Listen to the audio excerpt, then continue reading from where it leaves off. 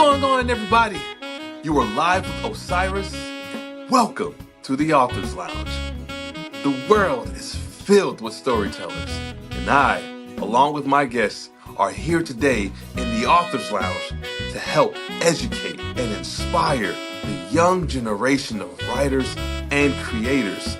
Now, my guests are professionals in publishing, writers from a wide range of formats, and successful entertainers. They will provide beneficial advice on what to do and what not to do on your path to success. So, without further ado, I'll present to you our next guest. Let's go. Our guest is an author. She also has a book that's going to be launching tomorrow, so we'll be sure to be talking about that and let her give you the details and everything. She is also a pediatric psychologist, and I'm in school right now, an undergrad for psychology, so I'm going to be picking her brain a little bit. And this must be a blue day with a portrait of a paint in the background, because we're seemingly thinking a lot alike. This was not pre-planned, but let's roll with it. So, hey, without further ado, I'll present to you Dr. Lockhart. How you doing today? I'm doing great. What a great introduction. Thank you. Yeah, no worries, no doubt. Thank you so much for taking that moment to just come on to the show, and for your patience as well.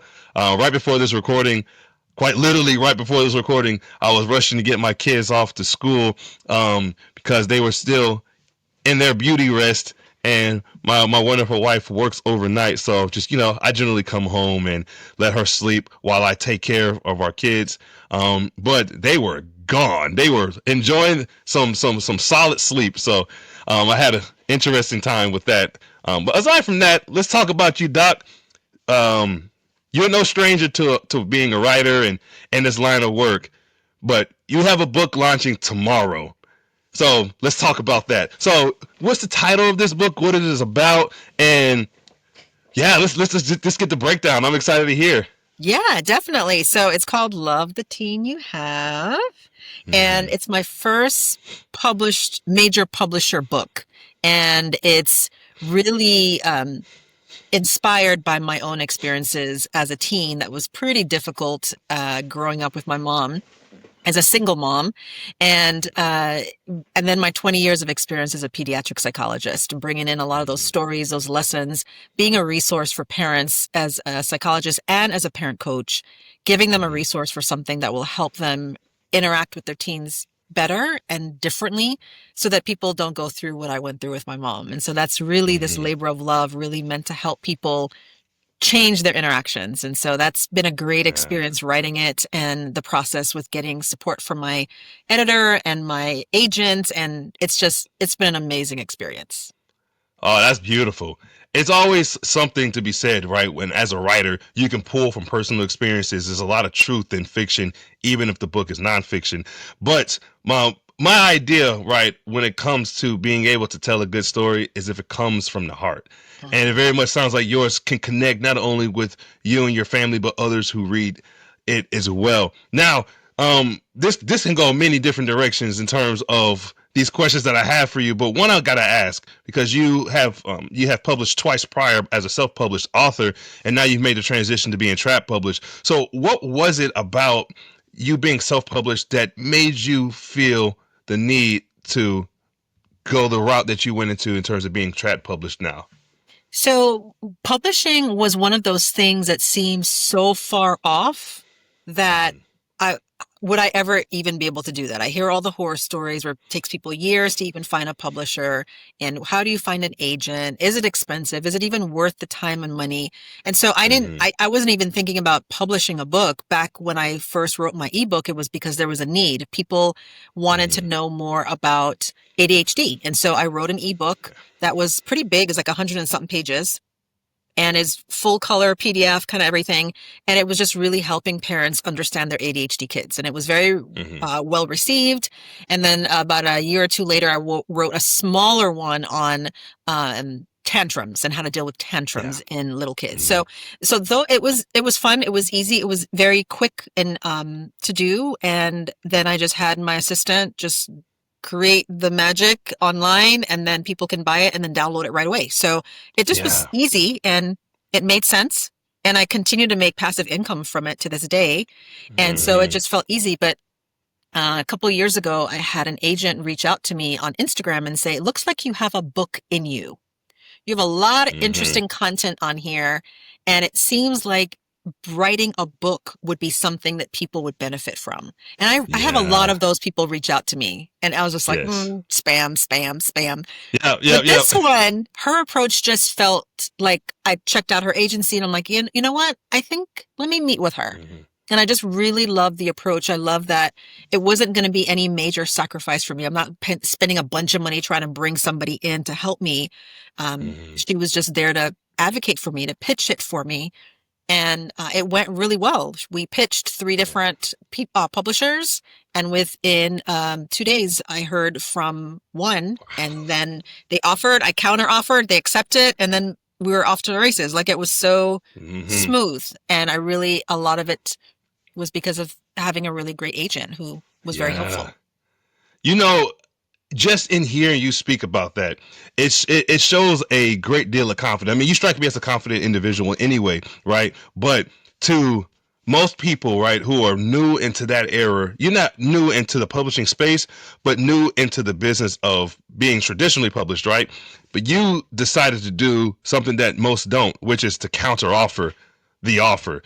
You know your worth, and some will just accept as it is, and you said no. Whatever the case, whatever it was, you said no. No, here's my offer. Let's go with it. You're not losing any sleep over it. You don't Right. necessarily need the income, but you decided, you know what? This is how we're going to do it, and in the most respectful manner. So kudos to you for knowing your worth and betting on yourself. 'Cause many don't bet on themselves. No. And Thank you. yeah. But I think the big thing is that people are afraid that if they counter, the person's going to bail and ghost them. And Mm-hmm. occasionally that can happen. I've seen that happen in other situations if I'm speaking or whatever. But most of the Mm-hmm. times, I mean, the worst that can happen is they just say, no, this is our final offer. But the Right. best that can happen is you leave, the other worst thing that can happen is that you leave money on the table because they would have said yes. And Oh, now right. you're out a bunch of cash because you were too afraid to take that step. And I knew that, I was not going to lose anything had they said no. I wasn't planning on writing a book anyway. Like this was just going to Right. be like a icing on the cake, and it would have benefited them as well too. And it would have been a good experience. Mm-hmm. So it's like, I don't really lose out on countering. And so I just countered. And so that's how it's been. Even when I recorded my audiobook for this, and it was the Mm-hmm. same thing. They were like, do you want to just hire a voice actor? And I'm like, well, I think my audience wants to hear me. So can I just do it? Yep. Yeah. Well, will you pay me? Yeah. Well, this is how much we pay. Well, what about this? And I went way higher than what they offered. And they're like, yeah, sure. And I was like, dang it. Could I gone higher? you know, Yeah. cause it was so quick of a yes, So again, it's like a lot of these places, they're able to subsidize and finance certain things. And I think we're Mm-hmm. just too afraid because we think that, oh, well, why would they pay me this? Or am I really worth it? And I'm not a celebrity or any of those kinds of things. And I think that it makes Right. it harder, because you think that Mm-hmm. why should you do that and risk losing it all? Exactly. Exactly. And you quite thought on the contrary, which was, I know my worth. Let's just shoot a shot in the dark and see where it lands. And that's the best type of approach. It can be viewed as risky or maybe not, but I think it's risky to not take a chance on yourself, to not bet on yourself. And when it comes to being an author, it's a brand, it's a business all in itself. Aside from what you practice, this is also an additional side of you that others will connect with. And I love the idea that you decided, why hire an actor when I can do it myself? I've always liked the idea of listening to an audiobook that's written by the author because you feel a sense of deeper connection with the story when it's actually coming from the voice of the one who wrote the story. And also I think also makes the person connect even deeper with the writer. And it also helps too that you know what you're talking about too, because there could be instances where the story is just completely research based, doesn't necessarily come from the author's perspective. It just comes from, well, it comes from their perspective, but no attachment to what they're talking about. But they're quite they're exceptional at research, and so they put out a solid piece. But it's a different story when you also have that skill set of research, which I know you do, and you also combine that with the experience to bring out the beauty of a story. So, my next question is, right, with this being your first trad published book, I would imagine, I guess, depending on what happens from here with the success of your book, is there potential shot that you'll do this again? Yeah, definitely. I think that they gave me an advance, and so that was the negotiation. And then being able to get a percentage of once I meet the advance is really a nice deal, as well as the option to translate it in other languages. So that's all part of the contract, which Mm, is really nice. And so, I would be open to doing another one with this company. It was really great working with them, or another yeah. one. And it wasn't painful. I mean, I think the way that I went about doing it made a big difference. So I really made sure that I told myself I didn't want to take, I've heard of people taking 2, 3, 4, 5 years to write a book. I didn't want to Yep. take that much time. And I also wanted to stay consistent with writing. And so I told myself this Hmm. is how long I was going to write. I think it took 9 or 10 months. I wrote 3 to 6 hours every week. I put blocked out my schedule. This is what I'm going to do. And even through like back and neck pain and different stuff going on, I'm like, nope, I'm going to stay consistent, stay consistent. So Hmm. I really enjoyed the process. It was really neat to be able to write. The editing was the more painful part because I Yeah. didn't edit as I wrote. I Yeah. just wrote. I Yeah. wrote. Good. And then I would send a chapter at a time. To me, that helped me. I would send a chapter at a time to the editor. She would Hmm. revise it, and then I would save it. But I wouldn't look at the edits until I was done with the entire book. Good. And then I went back and I went through it because I knew that if I started looking at it, some chapters may have had more marks than others. It would have been Hmm. discouraging and it Yep. would have disrupted the flow. So to me, writing a chapter, submitting it, writing a chapter, submitting it. And then at the end, then I Hmm. edited the whole thing.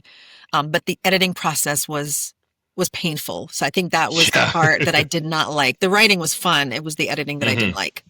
It's a grueling piece of the whole puzzle when it comes to this publishing aspect, especially Mhm. for the writer being responsible for going back and seeing how much is slashed. Some people slash it in red, maybe in blue, whatever the color is. It's not a pretty process being told, hey, this you thought it was good.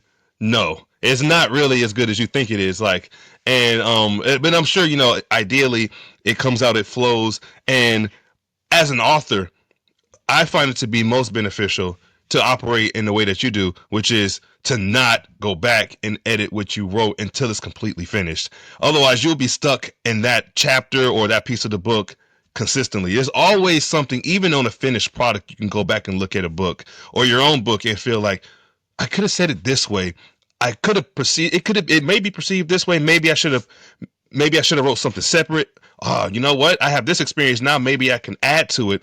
It's a continuous revolving door that will never close as long as you are a creative.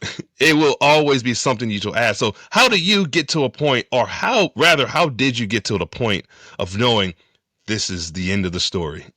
And like no more edits, no more second Yep. guessing, no more. Mm-hmm. Uh, well, because once I went through and I edited it again and then submitted, and then there was like the second pass, and then the third pass, and then the fourth pass. By the fourth pass, I'm like, I feel good about this. Mm-hmm. Yeah. And as long as there's no glaring grammatical errors or glaring facts or information that are not facts, like Mm-hmm. that it is good enough. I need to put into practice what I teach my clients all the time, that procrastination and perfectionism will keep you in this cycle of, well, let me do one more pass. Let me do one more edit. And that will keep you Mm-hmm. dragging out the process because there's always going to be something that you're going to find. But Yeah. because I was reading it, my editor was reading, the assistant, I mean, I had multiple eyeballs on this. And then the Mm-hmm. people who were doing the final thing with just, I mean, there had so many editors. I'm like, I know that I don't have to second guess because I have all these other eyeballs looking at this. And I Mm-hmm. trust that everybody with their own set of skills and strengths will catch whatever needs to be caught. For And then it sure. was really cool. So then I was able to tell myself, okay, good enough. I'm happy with this. It makes sense. Mm-hmm. And then when I was able to, a couple months later, go in the studio and read the Mm-hmm. book Yeah. and spent all week doing it, which I would not advise. Don't do it all in a week. Don't do it. Like I Mm-hmm. spent 20 hours reading, 5, 6 hours a day. It was exhausting for my voice, Yeah. but Mm-hmm. it was really cool to be able to read through what I wrote and feel like, Man, that's good. I did a good job. Yeah, So that it was like that was like the final edit, even though at that point you can't edit anymore. But it for was sure. really nice to be able to read through it and be like, wow, I did pretty good. You That's know? awesome. Yeah. So I Yeah. think it's that mindset of just it's good enough. You have all these people. I think that's the good thing about being traditionally Mhm. published is you have a team of people who are looking at this because they don't want you to, release a busted up book. So they're going to be looking at this. They have your back. You have to Mhm. trust that they're looking through it and they have your, the good intentions so that you can Right. have a good product. Yeah, just trusting in your team and having the faith that they did the best that they could do. And that's one piece that I really can appreciate when it comes to the traditionally published world versus the self-published world. And not to diminish either or, Mhm. because each have their negatives and their positives depending on the person. But what I could appreciate about the trap published world, especially when it doesn't take 4 years and it just takes more like maybe like 1 year, 2 years at most, depending on the genre and the size of the book, is that you as the writer don't need to worry about anything else but the writing. Mhm. And the self-published world is a much different ball game than that. And it can be quite strenuous, can be sometimes overwhelming, and you're doing so much. Now, I know for a fact what is not different between trad published and indie publishing worlds is the marketing as the author and still representing yourself as the brand. Even if you are represented by a publishing house, you yourself have to be responsible for the marketing, the advertisement, how you get out there, how you connect with the people, how you share your story. There's a certain portion of it that the company will do their part, but a lot of it does fall on the shoulders of the author. So for you, how are you going about your promotion with your book, and how effective do you feel? Well, I shouldn't say how effective do you feel because it's still like an ongoing thing, but how impactful has it been for you to represent yourself as the brand? So it's been awesome to be able to be represented by a publisher because a lot of the cost they pay for as opposed to being independently published. You got to do everything and maybe you could write it off from your taxes at the end of the year. But Right. for them to be able to cover for and then also having them as a team pitching podcasts, pitching Mm-hmm. news outlets, pitching uh, local and national news. So, and I'm doing a lot of that as well too, but I Yep. know that I have other people who are also doing it for me or who have connections that maybe I don't. So I Mm-hmm. like that part of it is because you feel like you're double, tripling your efforts because you have all Yeah. these other people watching out for you. So I find that that's also helpful and being able to do the promotion. So like today, um, there was like a debut spotlight on the publisher's Instagram page, highlighting me and highlighting. So that kind of stuff I wouldn't have gotten with all those other people following who read books, who Mm-hmm. follow this publisher, who maybe want to be published by them. And now I have another community who will be exposed to the Yes. work that I'm doing. So there's a lot of benefits when you do the trad publishing route because you do have this team again that are Yes. watching out for you, that they're fronting the cost because they want to make sure that it's a good investment that they're making. Mm-hmm. When I Absolutely. was doing it independently, that it was all me. I had to do all of Mm-hmm. it, and I didn't do as much of the promotion as I did for this because it was just an Right. ebook. It was independent and it was easier. And so it was easier just to do it everything was virtual anyway. So Right. it's just a very different process if you're doing an ebook Mm. versus a independent physical book Yeah. versus now like a trad publishing. It's like so many different levels. The layers to publishing, it can be exhausting for sure, but when you have a team, that can be the difference maker all in itself. And and listening to you speak and understanding the idea of at least a self-published route. I've never been trad published, but just in hearing you talk about it, it does sound like there's a sense of relief that you can have when it comes to the promotional aspect of the book. You don't have to do so much. You don't have to feel like you're carrying a burden, or it's not such a mundane task that I got to do this, I got to do this, I have to do this, on top of a career that you obviously are managing quite well. That, what, I have this team, they'll do their piece, I'll come in, I'll fill in where I need to, and kind of move from there. So my next question is, right, when it comes to your career, And I'm also excited to speak with you about this is because you do psychology. What actually got you into that career field? So this is actually my second career because when I Mm, went to college, my goal was to major in marketing and fashion merchandising because my yeah. mom had a children's clothing store on the island that I grew up on. And I was going Hmm. to take it over and maybe open up a chain all through the Caribbean. And when Yeah. I got to college, I was like, I don't think I like business, which ironically I ended up in it anyway, but it didn't feel like it Right. vibed with me. I didn't really like it. So I took a bunch of classes, changed my major about like 6 times. I mean, it was a ridiculous Hmm. amount of times, and ended up with a psychology degree only because I felt like maybe that's the best option. But my Right. first career was actually in higher education. So I worked with Greek Hmm. life, residence life, admissions, recruiting, career counseling, all that kind of Hmm. stuff. And when I was an admissions counselor in California at the time, and I was working with a lot of high school students and going to really rich schools and then really poor schools. And in all of them, it was the same kind of thing kept coming up when I was helping them with like their college essays and financial aid forms. Hmm. It was the stories that they would write. And I kept thinking, wow, how different could their life have been had I met them sooner and could have helped Hmm. them in a different way? I see. And then when I did some volunteer work at a church with adults, it was the same kind of thing. All these adults who Hmm. were suffering in relationships in their careers and their life.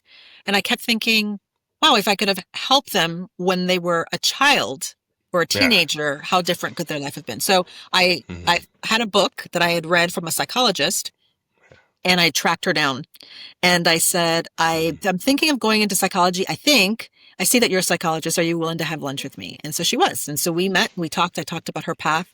She talked about her Hmm. path. And I'm like, I think this is for me. And by that time, I had met my husband. We got married. And I told him, I said, I think I want to do psychology, but man, it's like 5 years in Hmm. my doctorate program. And he's like, well, 5 years are going to pass anyway. So would you have rather have a degree at the end or wished you had? And I was like, good Wow. point. Wow. Yeah. That's a good way to say that. Yeah. Yeah. And so we moved again, and I decided to go into clinical psychology. And my first experience was working with in a school for homeless children, and then Hmm. then another one was a junior high school for like a last chance charter school for junior high students. Hmm. And that's when I'm like, this is what I should be doing. So Yeah. every time I had a different experience, it really opened up my mind to helping people. I realized like I wanted Hmm. to be able to make an impact in people's lives. And then when I did my residency with the military in San Antonio as a civilian, Hmm. it was working with service members who'd been deployed, who'd been injured, who had post-traumatic stress, with Hmm. their children who had chronic medical conditions, end of life issues, all kinds of stuff. And I'm like, this Hmm. is what I should be doing. And so it's Yeah. like, I think people need to realize that sometimes you don't find your calling right away, and that's okay. Sometimes as you do it, it opens up your minds to other pieces of things that you don't even Hmm. realize existed. And then what kind of impact you want to make in people's lives or in society or on the environment or with animals or whatever it is. And so for me, it was just keeping an open mind to opportunities, Hmm. to Yeah. really seeing like how can I build myself up, educate myself while also serving others. And so that's really that path. It was kind of a long, windy path, but I Yeah. spent 6 years in my first career and then I did my doctorate and then it's been 20 years now that I've been working in the field and That's love it. awesome. And it's still evolving because Yeah. social media didn't exist when I first started, right? I Hmm. mean, this is a For brand new sure. thing. So doing all this podcasting and interviews and traveling and recording content for people that's like a new skill set as well too. So Yeah. it's been such a fun process. And that's incredible. That your story and your entire journey of psychology of this route, how you found it, and how it essentially sounds like it morphed into something completely different than what you had anticipated it to be. But it sounds like it was all for the better. And thankfully, you had a husband. You have a husband that's supportive as well. See, when I think about what you just said about what he said is about the whole 5 year thing. So, it might take a long time. Well, would you rather not have it at the end of that 5 years? Because now that you think about it, time it goes without saying how quick time flies, especially when you're Mhm. having fun. But it's an entirely different idea when you really sit and think about, wow, these last 5 years look at all of what I was able to accomplish. And these next 5 years, God willing, can look even better for the family, for yourself, and for the people in the lives that you intend to change. And I can also appreciate someone who has given even a small bit of themselves to the service, and you helping out those in uniform and their families. It really speaks to your level of commitment, of just how big of a heart you have, and those who you're really trying to help, from civilians to those in uniform. Now, I wanted to ask you another question as well. It came to me when you were talking about social media, and it's when you had mentioned earlier about you were contacted by the agent who talked to you about the book. You looked into her case, and most people, when it comes to even trying to get an agent, they have to go through the querying process. But how important is it for you, right? You had a social media presence at that point in time as well, and it seemed like it helped open the door for those who are against the idea of social media because it might be taboo in their minds, but they also want to go and do this line of work as an author. How impactful is it to have a presence on social media in today's day and age? It is extremely important because if you don't have an online presence in some way, and how are people going to find you? And I have lots of colleagues in the profession, psychology and therapy, and they don't even have a website. Mm-hmm. And it's all word of mouth. And I'm like, well, that's really good. That's like real, like 1990s old school. But Yeah. people need to be able to find you. They need to see that you're credible, that you're legit. And so even if you don't like this one particular platform, you have to Mm-hmm. find some kind of online presence. If it's maybe writing articles or submitting, pitching people to interview you so that you show up in queries and Google searches, Yeah. or if you do a blog or you do a podcast, or you just show up on Mm-hmm. YouTube and do videos, educational video, but there has to be something where people are able to discover you, find you, to Mm-hmm. see you as credible and an authority in the thing that you're talking about Mm-hmm. in some kind of way. And Yeah. social media has really changed my life because I've been able to have Mm-hmm. so many partnerships and brand deals and opportunities that I've had because of social media. And I was really Mm-hmm. against it at first. I mean, I didn't want to be on it at all. And it Yep. wasn't until people had been on it for years that I was like, well, they gonna take your information and they listen to what you say. And like, I Yeah. was Uh-huh. so hesitant, but the amount of opportunities it has provided. And so I just want to encourage people that if it's something where maybe you're just writing articles, and if you want to be an author, writing the articles, writing Mm-hmm. posts, writing guest posts, writing blog posts, whatever it is, but having some kind of presence is very important because then how would an agent discover you? And most of the Yeah. opportunities I've had, I haven't had to pitch because I've been out there. Yep. And, people are able to discover me because I'm out there. They're able to see, oh, you know what you're talking about, or this is what Mm-hmm. you're about. And so this makes sense that you show up in this area. Yeah. No, those are such valid points that you made, and you made me think. There was a guy who I met. His name is Chad Sanders. I met him. He's a dude who used to work out in Hollywood, since relocated to New York. But he had his platform is huge as well, much like yours. And I remember asking him this, like, what was it about me that made you decide to come on to the show, given that you didn't have to do it, and I don't have the capacity of the size that you have, to really 10x your audience. And he said, I was very quickly able, like, quote, I was quickly able to research you and see your product and see what you offered, Hmm. and I was sold on that alone. So it's really to your point, Dr. Lockhart, that having a social media presence, it absolutely changes everything.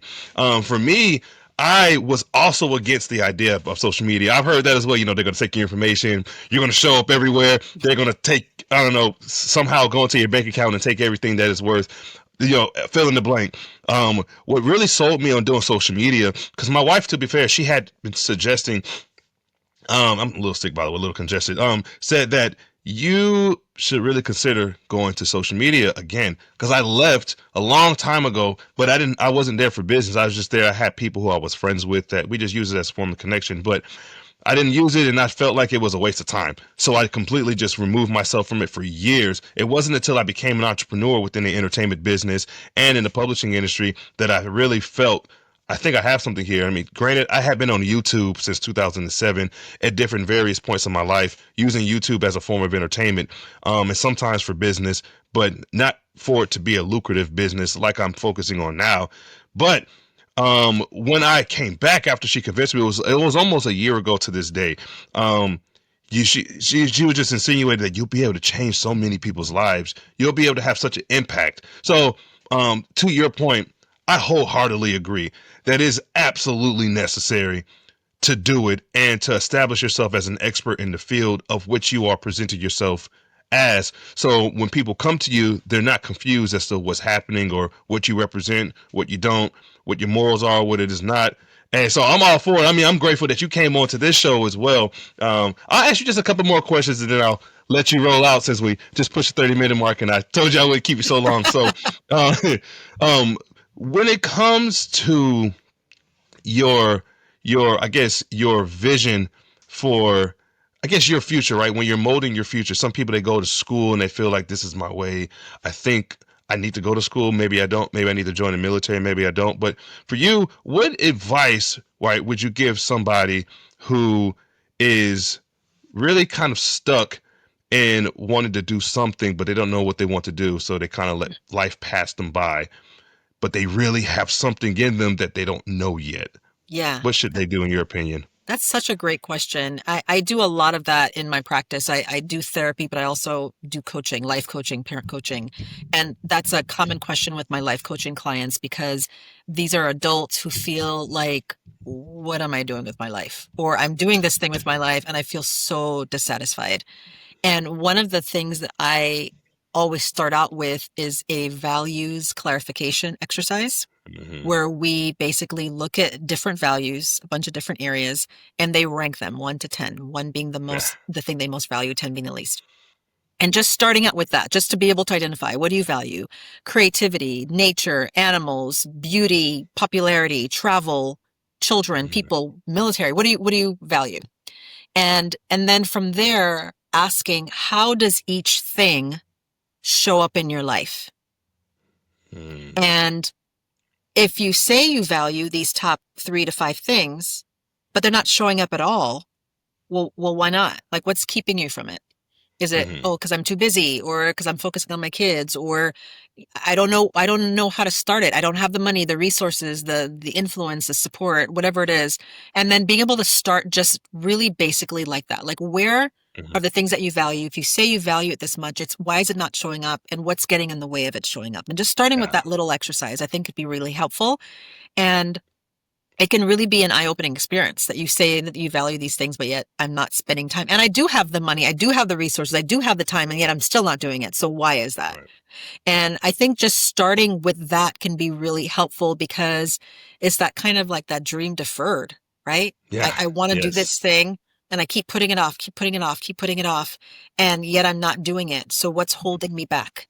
And I think that's a really sad thing when people then start to look back on their life and wish they had started sooner, and they could have, because they were too afraid. They thought they were going to fail, or they didn't have what they needed. They needed to be perfect enough. And it's like, no, it just needs to be started. You just need to start in however it is. And so even like I started my YouTube channel years ago, and then I kind of let it not do much. And my son, he's 13. He's like, you need to up your YouTube game because it's weak. I was like, you are so right. And I kept saying month after month, it's been like a couple years that he told me that. And I finally said, okay, I'm just going to start.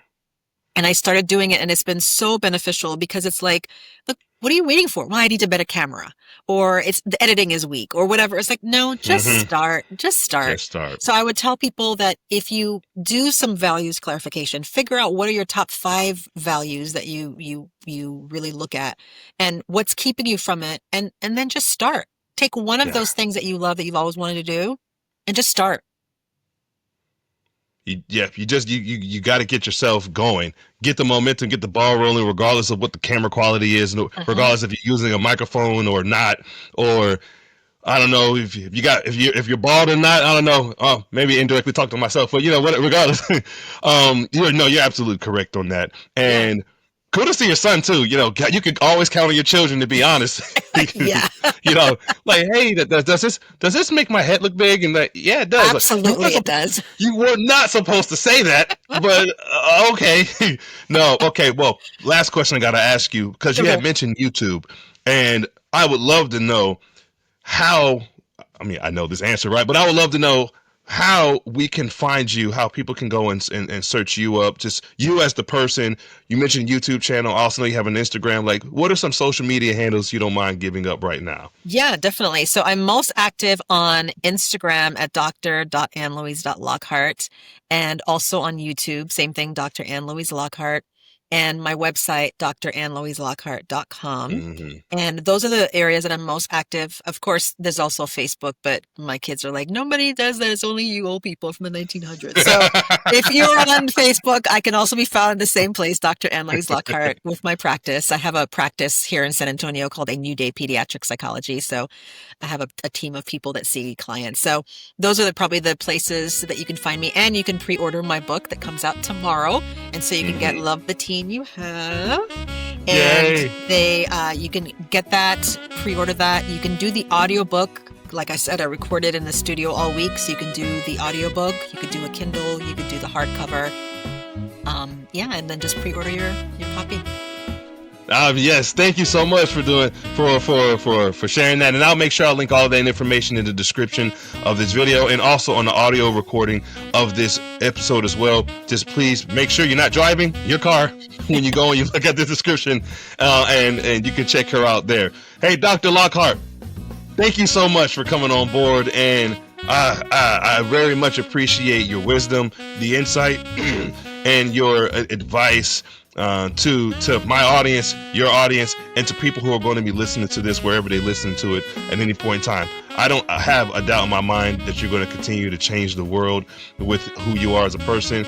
Thank you so much. Thank you for having me. And on that note, you all, sorry, I'm a little excited.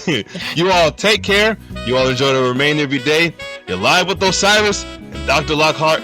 We'll catch you next time. Take care.